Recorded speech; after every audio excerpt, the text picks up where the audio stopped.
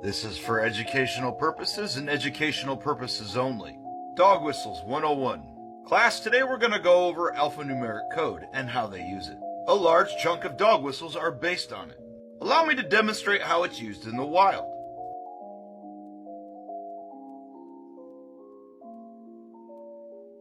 Editor's note: since I just caught a CGV for trying to explain this to the general public, let's play a game. I'll tell you how to crack the code, and you guess the Brotherhood in the comments.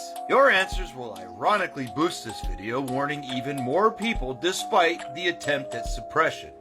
Got your thinking caps on? There's a lot going on there, and we'll get into that later. But first, did you see his hand? It's a prison gang sign. Just like the person throwing that sign, it is a basic and rudimentary form of code. You may have to be like me and count on my fingers and toes, but if we number the alphabet in sequential order and then translate, 1 equals A, 2 equals B. So his hand sign is AB. A very basic and rudimentary code. A very quick and rudimentary way of proving who you are, what you're aligned with. Now then, not all codes are bad or sinister. I'm reminded of challenge and password in the US military. All the pins and accoutrement at your local Masonic lodge. The weird and goofy handshakes at your local Moose Lodge. Or even the Boy Scouts. When it comes to code, I have 2 special rules that I follow. Establish their intent. For example, on this app, what do they follow? Are there any other whistles there? Who is following them? Is there a comment history establishing who they are and why they're there to talk to you? My second rule plays off the first. Are there any other whistles? Let's take a look at our basic and rudimentary area. Pause to read.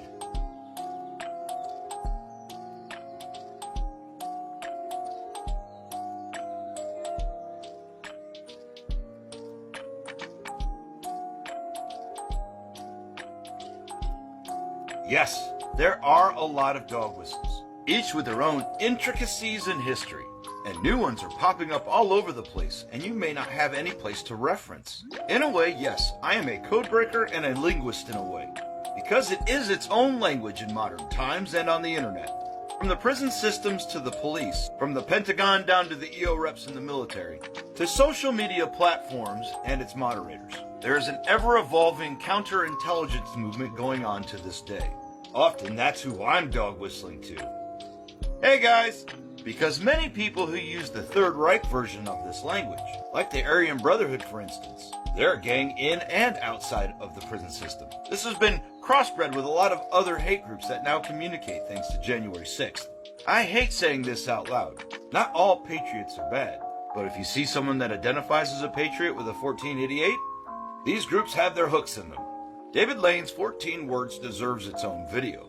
If you'd like to hear it, sound off in the comments. But the rhetoric for that can be seen from Politician News Channel to the new Project 2025.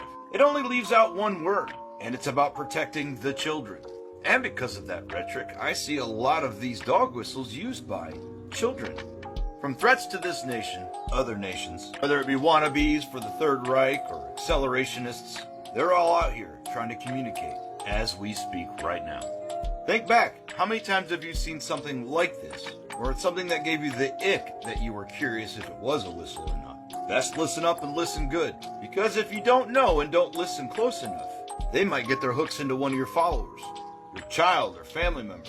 It is a world between worlds, to be honest, because a faction of these people even use memes that you've probably seen and never known. The soy jack, for example, its evolution could be a TED Talk. Same with the red pill and its no-fat nonsense. Many of these have historical aspects. History literally does repeat itself, and that's why knowing is half the battle. Acha-cha-cha-cha.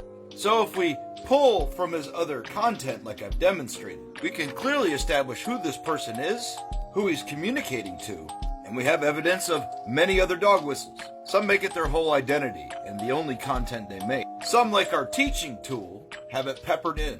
But to answer your question, if we count on our fingers and toes alphanumerically, we get HH, I'll have Mustache Man.